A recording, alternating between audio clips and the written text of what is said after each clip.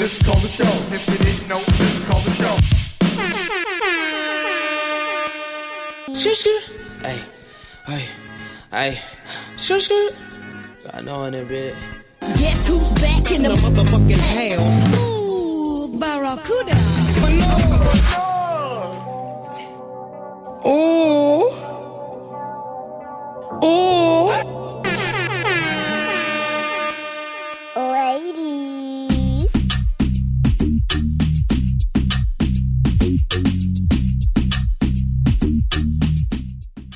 Happy Thursday, everybody. Oh my goodness. I am happy today. You know what? Actually, I'm going to be honest. I'm going to say that I am recording this show, so it's not Thursday today. Today is Friday, and this is like the weekend before the Grammys. And I came into the studio. As you guys know, I don't usually do Fridays, but I came in to record because Kim Karen from SideFX Band is in town for the Grammys, and I decided I needed to come in here. I couldn't miss a chance to having to speak to her and get her on the show. The last time we had her over the phone. It was kind of like a short interview because of the time difference, and I just think it's so much better when you have them in person, you know, a lot better. So we're going to be talking to her, and also don't forget that if you miss any of my shows, you can catch them on, you know, on my website, elizabethbarracuda.com, on Spreaker, and it's under show archives, and also all the guests that I have coming up, you can find them there, and also on our, you can find them on our page. And I think I'm ready to bring her in now. I'm excited. So right now in studio, I have Kim Cameron of SideFX, and you're not just a singer, you're also an author. I am an author, and what I brought today in studio, who's watching you right now, is one of my dolls. That is, she's actually the main character. Her name is Emma. It's based off a little girl who I actually teach vocal lessons to. Wow! And so she, she has these magical powers in the ocean that she discovers. Mm-hmm. So she befriends an octopus and a starfish, and they go on all these adventures. So she discovers she has super powers, so powers in the sea, of course. And there are 4 books out now, and she travels with me. She now has her own Instagram account, which is called Superpowers on Instagram, and so that's why I brought her into studio, because she flies airplanes. She's going to go to the Grammys, and she's been just about everywhere. She went to Europe with me. I was just back from the UK because I had I wrote a musical that featured my music, and so we worked with a producer who's going to pick it up and produce it over the next year. And so she got to come meet the actors and the director, and she's had a great time. What made you decide to write a book based on your students that you teach vocal lessons?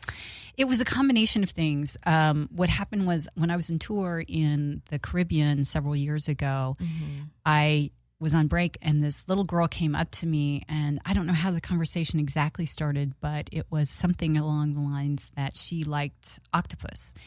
And I thought that was kind of strange, because most little girls will talk to you about, I love the dolphins, I love the whales, I love maybe starfish, but you never really hear, like, octopus are kind of strange looking. They've got, they're kind of jelly. They're not very attractive.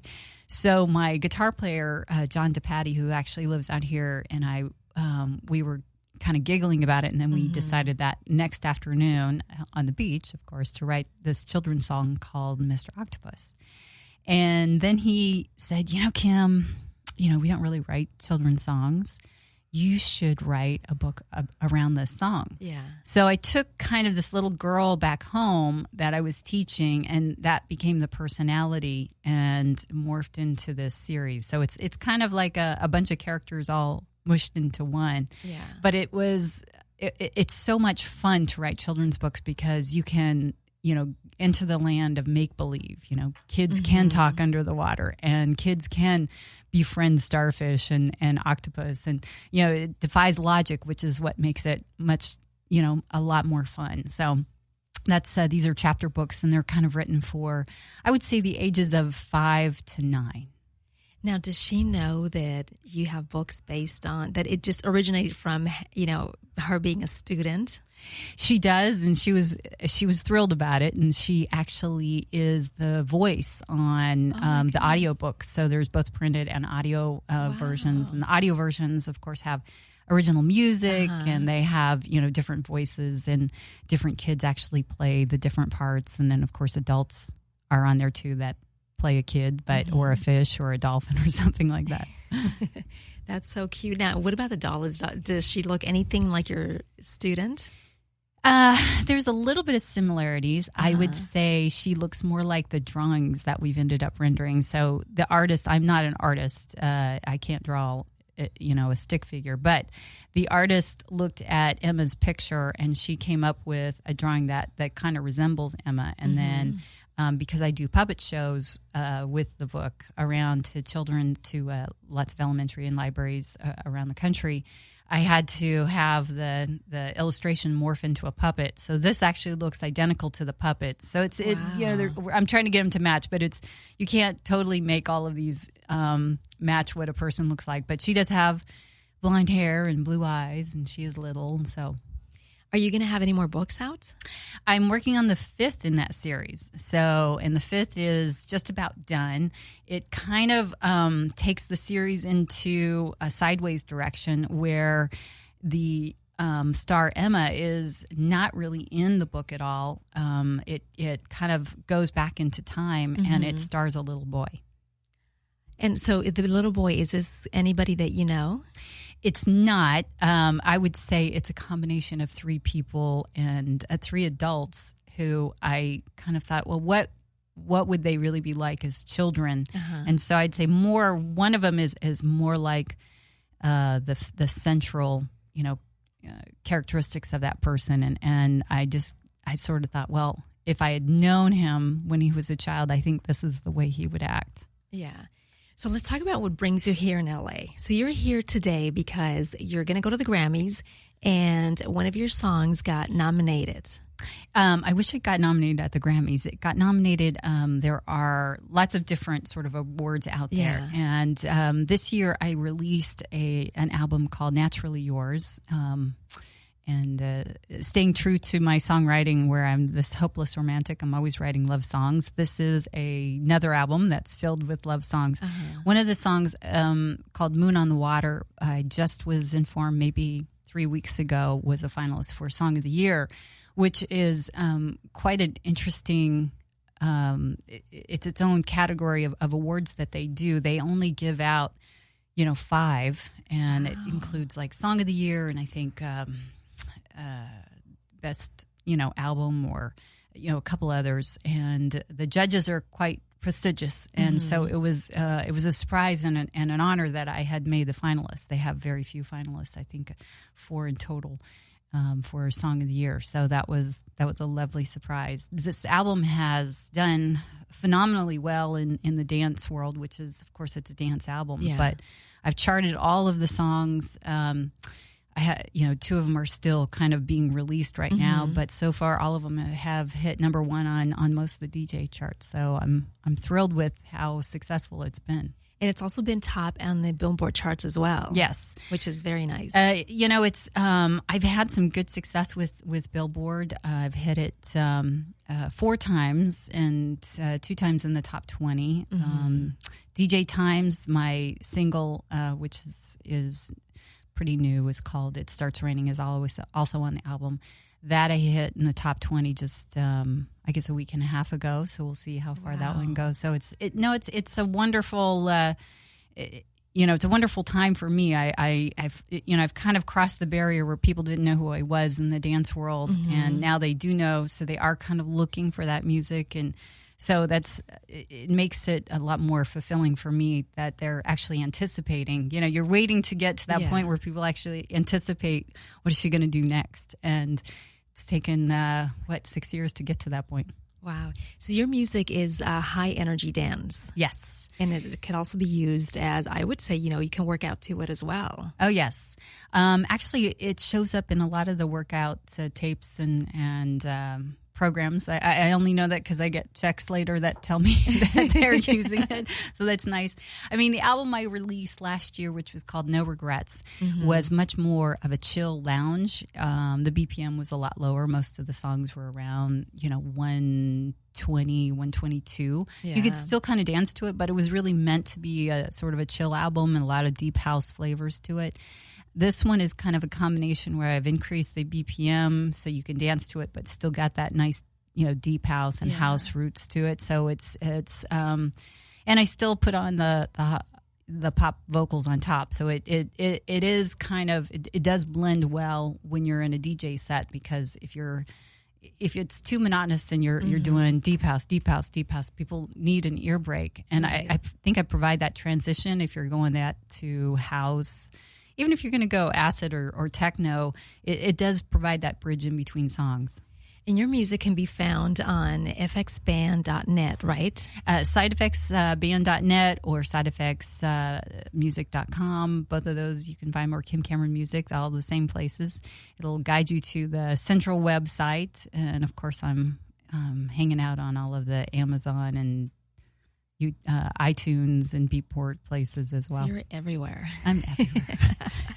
How do you decide what type of song you're going to write or for your next album? Is it based on a particular moment in your life that's happening? Typically, that's true. I'll get inspired by a new kind of interests. Sometimes there's the current video I just released called "Wanna Go," and I was paddleboarding one day, and the wind hit me in such a way that literally that song came to my head. And as soon as I got off my paddleboard, I went out right up to the studio and recorded it. So sometimes that's why I think this album was called Naturally Yours, because it's how nature actually inspired a lot of the love that all of us have. I mean, you get this feeling, there's a difference between just eating outside and eating inside. And even if it's cold or rainy or whatever, everybody wants to be outside because it feels different than when you're inside. Yes. And I think I wanted to bring that across, especially when it comes to relationships. When you think about happy times that you have and like special moments, they're like 95% are outside. So walking the dog or taking somebody to the beach or whatever, it's outside, you've got the convertible top down, whatever it is. And I just wanted that to reflect in these songs in particular. What about the album name? How do you decide what the name is of the album? Well, this one was just the nature elements were all stringing together, and that one just seemed to fit. The last album name, I basically wanted to say, hey, even though I'm not going to go to this house end of dance style, I don't have any regrets of moving in a different direction, because to me it's all about putting out good songs. And if a good song is not going to be at that 130, 133 BPM, then don't do it. Do what the song's intent is. And there's some great songs on No Regrets that did really well because they addressed a market that people kind of ignore on that sort of lounge music. But I didn't have any regrets, even though people were a little confused by that direction, that very laid back direction that I took. I hadn't been there for years, and it just felt right. What made you decide to go back to that? Was anything happening in your life at the time? I started touring in Europe this past year quite a bit, and I got this bug. I mean, there's something about Europe that gets you a little tingly. They move a little bit differently when it comes to music. I mean, everybody dances. It's not like just the girls. The guys are out there dancing. Yeah. I was out for the Amsterdam dance event, and I went to this club, must have had 5,000 people. And 90% of the people in there were guys, and they were all dancing. I've never seen all guys dancing, and it wasn't like it was just a gay club either. It was just guys hanging out, And I got inspired a little bit by how much, in Europe, if the beat feels good, they'll dance, and it doesn't have to be just, I feel like in the U.S., all we do is grab our girlfriend,